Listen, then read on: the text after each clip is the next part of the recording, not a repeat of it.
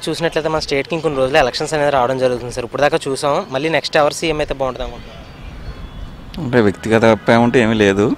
ఎవరు వచ్చినా రాష్ట్రాన్ని అభివృద్ధి పరిచే విధంగా ముందుకెళ్ళాలి తప్పించి ప్రస్తుత పరిస్థితుల్లో ఏ పార్టీ వస్తుంది అన్న విషయం ఎలక్షన్ రోజులు వస్తాయి కానీ చెప్పలేం సార్. అంటే ఇప్పుడు చూసినట్లయితే ఇప్పుడున్న గవర్నమెంట్లో అభివృద్ధి ఏమాత్రం జరిగిందంటారు సార్?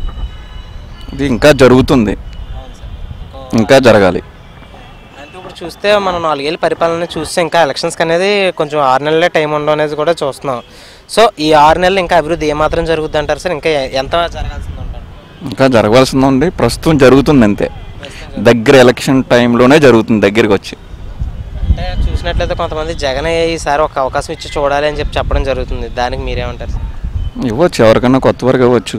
రాష్ట్రాన్ని అభివృద్ధి చేయాలన్న ఉద్దేశంతో ఉన్న వాళ్ళు ఎవరికైనా ఇవ్వచ్చు. అంటే మనం చూసినట్లయితే పవన్ కళ్యాణ్ గారికి అనుభవం లేదని చెప్పి జగన్ గారితో పాటు చంద్రబాబు నాయుడు గారు కూడా విమర్శించడం జరుగుతుంది. అది దాని మీద మీ అభిప్రాయం సార్? అంటే కొత్తగా వచ్చిన వాళ్ళు ఎవరికి అనుభవంతో రారు కదా, ఒకసారి ఇవ్వాలి కదా అవకాశం.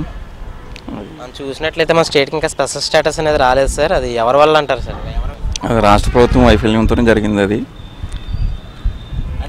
ఈసారి ఎలక్షన్స్లో గెలిచిన తర్వాత ఎవరన్నా స్పెషల్ స్టేటస్ తీసుకొచ్చే అవకాశం ఉందంటారా? అవకాశం ఉంది, రావాలి. అంటే మనం చూసినట్లయితే మన స్టేట్లో జనసేన, వైసీపీ అలాగే టీడీపీ అనే 3 పార్టీలు ఉండడం జరుగుతుంది.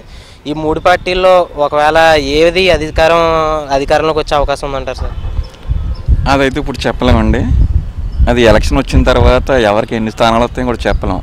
అంటే స్థానాల విషయం అయితే పక్కన పెడితే ఎవరైతే ప్రజలకు బాగా చేస్తారని అనుకుంటున్నారు సార్? ఎవరైనా చేయొచ్చు, అండుకుంటూ ఏం లేదు. థ్యాంక్ యూ అండి. If you like the video, please like us and subscribe Tollywood Nagar.